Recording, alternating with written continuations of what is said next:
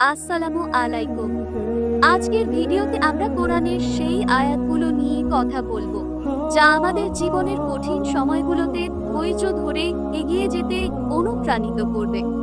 প্রিয় ভাই ও বোনেরা, জীবনে আমরা সবাই বিভিন্ন ধরনের সমস্যা ও কষ্টের মুখোমুখি হই। কখনো হয়তো মনে হয় আর কিছু করার নেই, সব শেষ।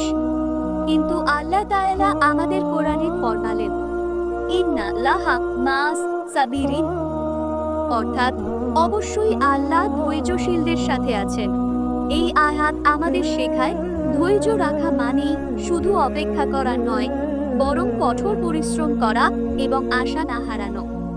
যখন হাল ছাড়ার কথা ভাববেন, তখন মনে রাখবেন নবী হুজুর মুহাম্মদ সাল্লাল্লাহু আলাইহি ওয়াসাল্লামের জীবন কত কষ্টে ভরা ছিল, তবুও তিনি কখনো হাল ছাড়েননি।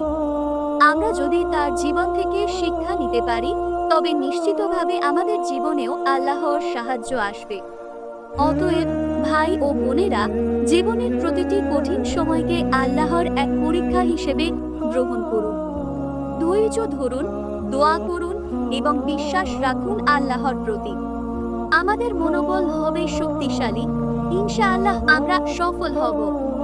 আলহামদুলিল্লাহ, ভিডিওটি যদি আপনাদের ভালো লেগে থাকে তাহলে লাইক, শেয়ার ও সাবস্ক্রাইব করতে ভুলবেন না। জাযাকাল্লাহু খাইরান। আমাদের অন্যান্য ভিডিওগুলো দেখুন। ভালো লাগলে আমাদের শ্রেষ্ঠ সঙ্গী আল্লাহ চ্যানেলটি সাবস্ক্রাইব করে রাখুন।